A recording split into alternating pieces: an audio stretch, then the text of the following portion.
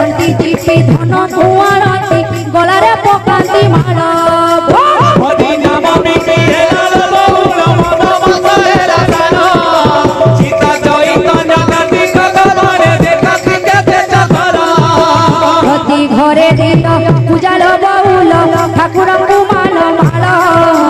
भोर तंती चिपी धन कुआरती गलारे